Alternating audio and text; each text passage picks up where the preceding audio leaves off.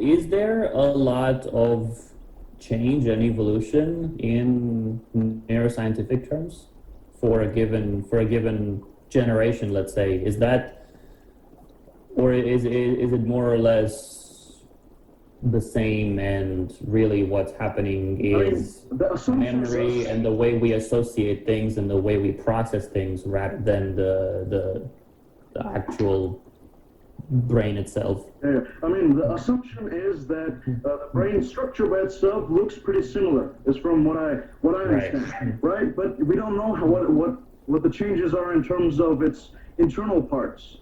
You know, like the neural pathways is a very complex thing. We don't know about the brain as much as we think we do. It's a very unknown organ. You know, it's not a very well explored organ. I mean, although there are many studies on it, we're still very lacking on the topic. And the bringing forward what you said about you know, evolutionary changes in the brain, we were not. Our brains were never used to so much dopamine at one time. You know, we're binge watching, you know, shows after shows. You know, we have stuff like Netflix that say, please binge watch, when binge watching disorder is a addiction disorder in DSM-5, which is a manual. It's like the holy text for all of psychological disorders, and they say it's a addiction behavior. It's an addiction behavior, but there are these companies that are promoting it as if, you know, it's a good thing. Right. Wow. You know, so my question is that could it be that all this together is numbing our brains so much that there's little divisions we can make in our emotions? It seems like there's more of a black and white in our emotions than it was before. Now, if you look through the DSM-5, even if you're not a science major or a science professor or anything related to science, just look through the DSM-5. You can search on online, you can find a PDF version quite easily. You'll see that even after reaching the last page, there was not a mention of binge watching disorder.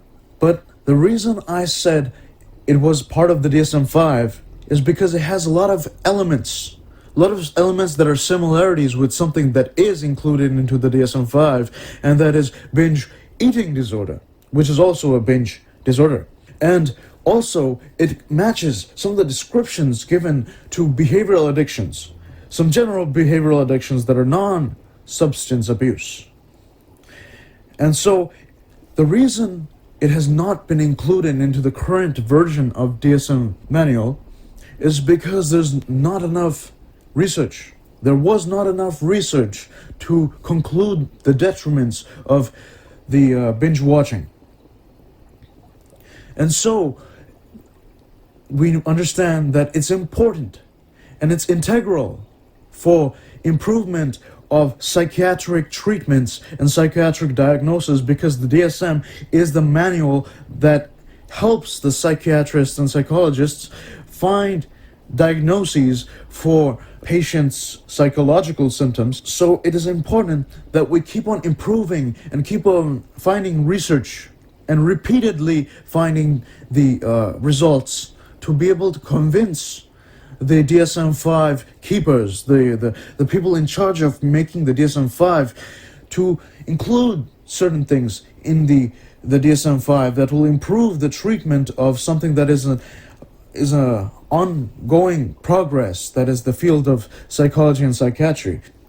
Anyway, that even though that binge watching disorder has not been included into the DSM-5, it does have the blatant detriments that are inclusive in many research-based studies.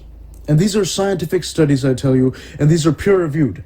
So these are articles that portray someone's study, and it has been approved and peer-reviewed by other big senior scientists with a lot of credibility.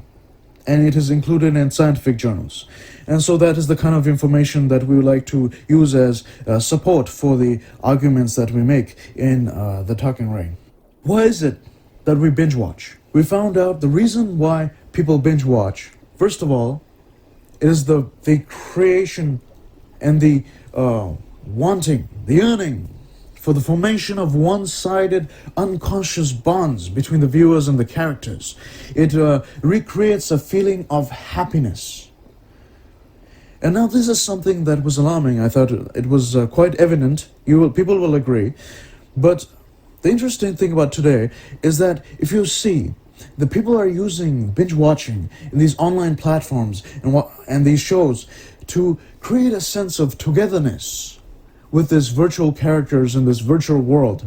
And people keep on repeatedly doing these things and centering their lives around binge watching and the shows they're binge watching, sidelining some of the most important things that in the past was crucial to human life, such as your grades and your education and your social lives, your relationships, is because there is no apparent lack of physical side effects as a viewer.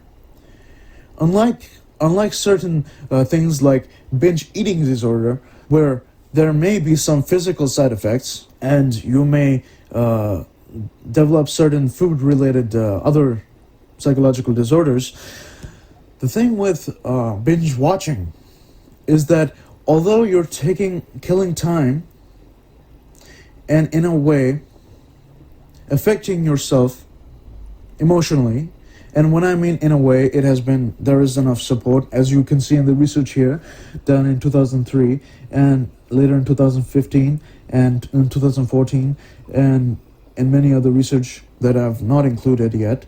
They have found that these kind of media habits have caused, although to alleviate some depressed moods for a short amount of time, it does increase depression, the levels of depression and suicide ideation. They found that in 2005, they found that the levels of depression and suicide ideation were highest among the internet addicted group. And internet addiction, it is used in the context of binge watching. And as you can see in this research right here, that Sung in 2015 found that depression and loneliness were related to binge watching, as we talked about here.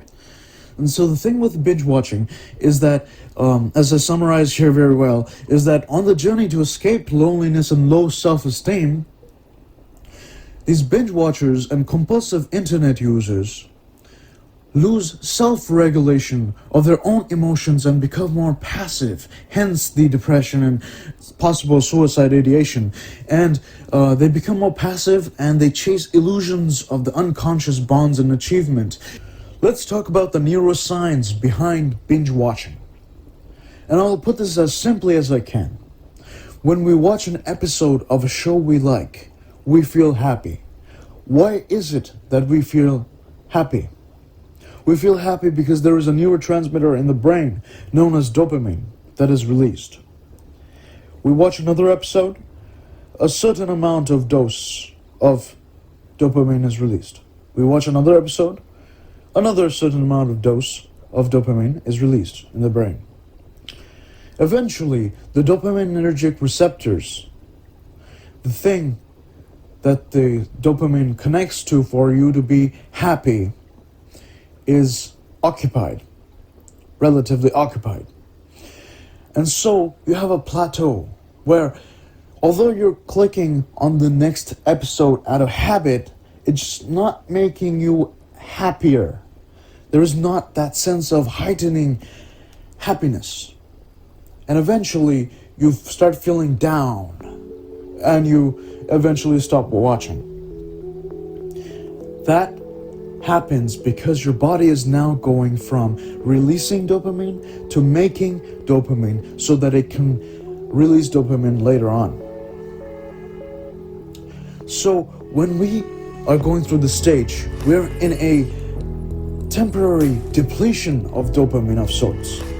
And at that time, according to this peer-reviewed article that you can see right here, there's an upregulation of the Renin Angiotensin system. The Renin Angiotensin system is a system that is responsible for water retention, water excretion, and stress, the control of stress. And this is hyperactivated to compensate for the dopamine depletion.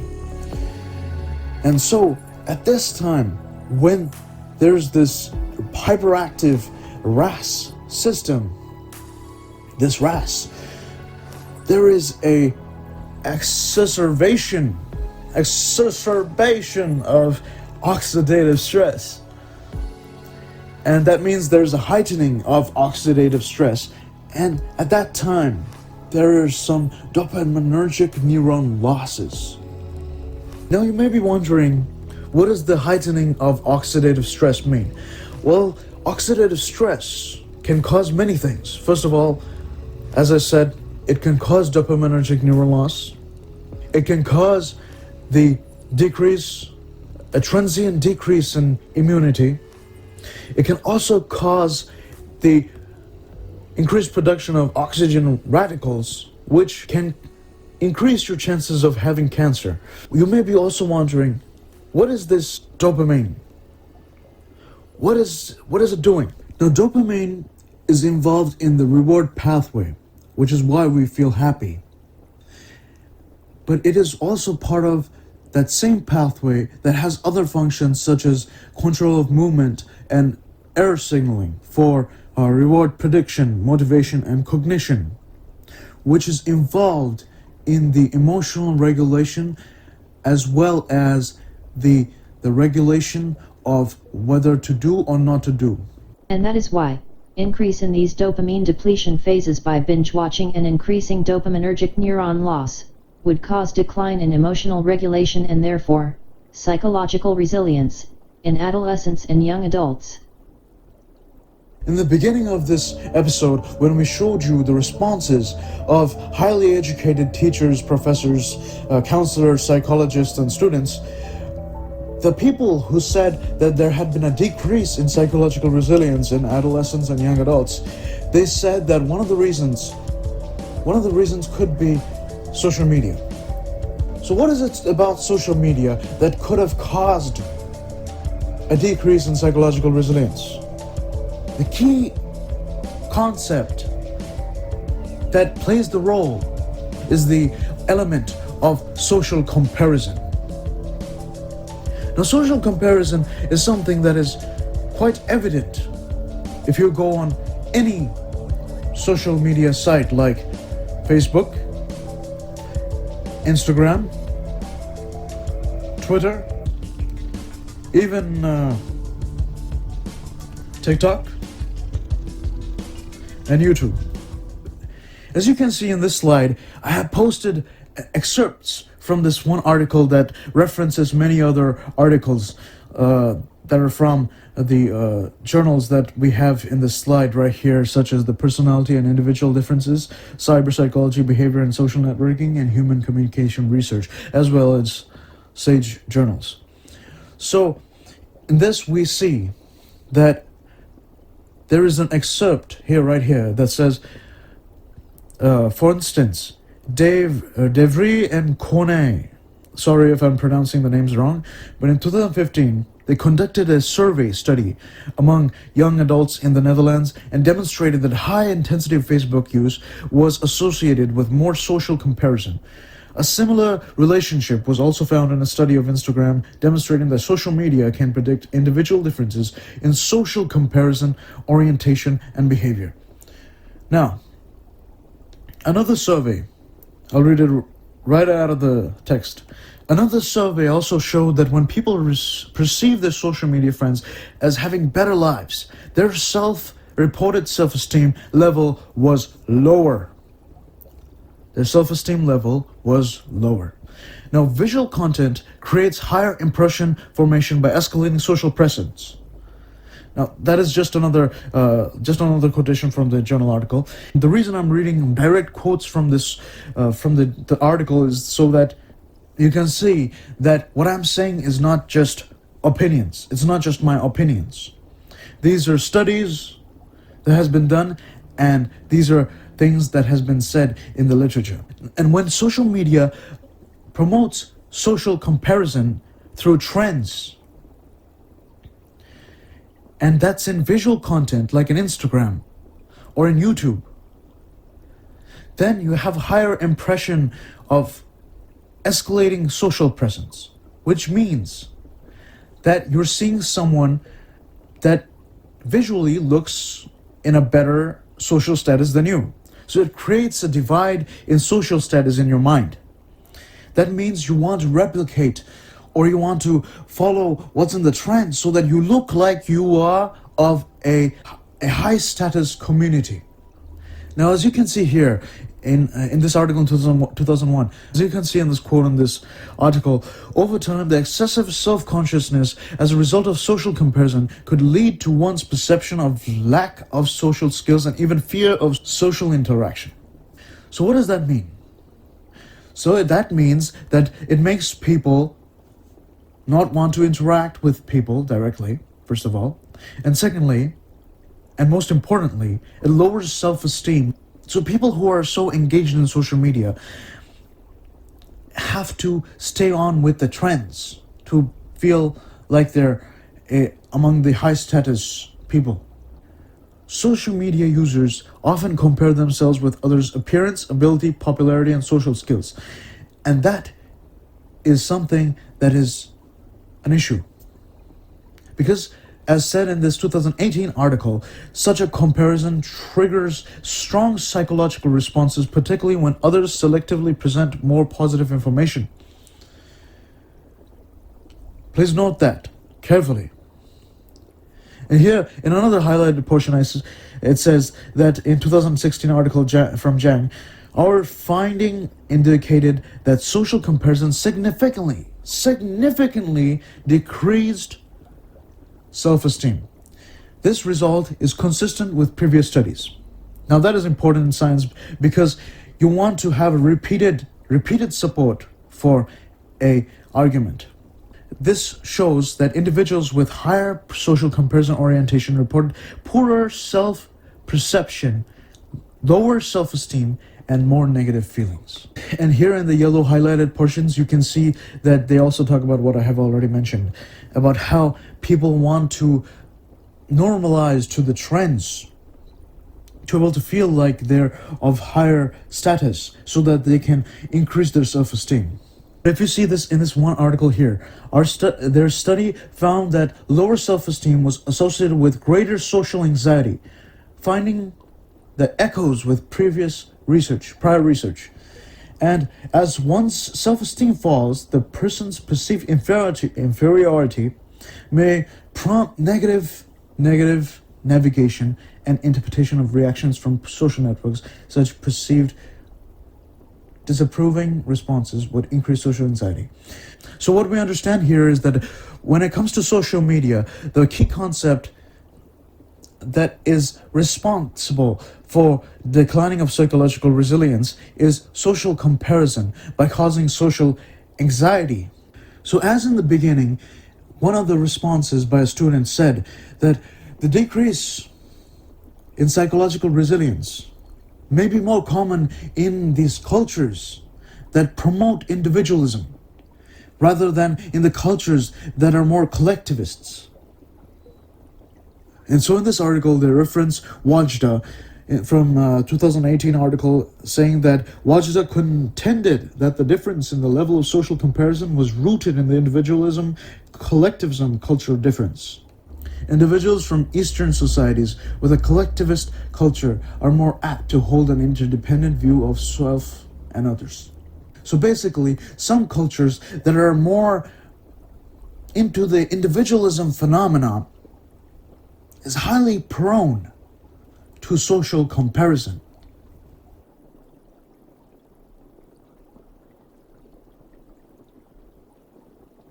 That being said, could it be that the westernization of most global cultures have brought this onto them as well? But how does heightened social anxiety and lower self-esteem due to overwhelming social comparison through social media contribute toward a decline in the efficiency of emotional regulation and therefore psychological resilience? Keep watching and we will tell you soon. And have you noticed how nowadays baby fashion is literally adult? It's adult fashion that's just made into like small. Yeah, I've noticed. That was not the case before. That was so not the case. They sell baby belts. It's like a nice little belt to go with his little trousers and shirt and collar, and it's like, really? I mean, sure, the baby's gonna be cute, but what's the subliminal message there? It's like, hey, you're ready for adulthood. You're 3 years old with breaking records. Right. So why is it that children's fashion resemble that of the adults? It's quite simple, really. If you look into this article right here, written by Luna Journal, a famous fashion-based journal, H&M, one of the most famous mass clothing brand, has said that the millennial parents have a different demand. They make completely different demands on the baby and the children's clothing market today than the generations before them. Millennials are more trend conscious. So this makes it crystal clear that the increasing concept of social comparison that I have described a few moments before comes into play. And here we see that parents are making their children wear clothing that resemble adult clothing fashion because they want their children to look in social status higher than other children who are dressing up more children-like. It is all accredited to the definition that we have used for children for years, for many decades. A definition that has been described in this article, for which the links are right below. And here the article says, the definition of children as a developmental stage and psychological state masks the fact that it is still a social status. So what it's saying is that children are thought of to be of a lower social status. And because childhood is defined as a stage or state of incapacity, children are thought to be incapable of exercising adult rights. And therefore, people who dress up like adults are emulating that aura of adulthood, and therefore they're seeming to be in a higher social status with higher capabilities than the average children, or the children that wear children's clothing. We must also keep in mind that there are now a lot of Instagram models and Instagram famous children who are dressing up with the adult fashion, meaning the fashion that are resembling that of adults. And therefore, we have the whole generation that are using social media at such a young age. They are looking at these people that look like them in age and height. So these children see that people are giving followers, lots and lots of followers, likes on social media to these children who are wearing adult resembling clothes. And when they see that, they come to the conclusion that you only get the respect, you only get the following and the attention, the same social status as adults, is if you dress up like adults. And you can see this concept throughout many articles, some of which has been described in this slide right here. And that being said, we must always importantly remember that children also have emotions. They're at a developing stage where they have a lot of emotions. And as they grow up, they'll have even more emotions throughout puberty. And so, we must understand that this kind of social media influence and this kind of social comparison with fashion can send a subliminal emotional pressure to emulate behavior and responsibilities of adults. Now, some people may think this is a good thing. They're training their children to be adults and take responsibilities from an early age. But that's not reasonable. Let's think about it. The brain has not even developed yet. The brain is still developing. And you're already giving them responsibilities and subliminal messages to become adults before even they had the time to make their own mistakes and live out the wrongs and the rights. You must understand they're in a developing stage. They're developing their emotional regulation and their psychological resilience. So we must not intervene. We must learn to put the future beyond commercialism.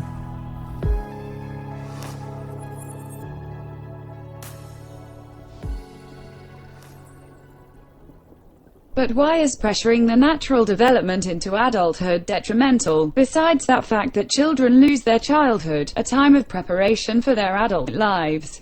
What does the increased anxiety from this pressure do? Be patient, and keep watching.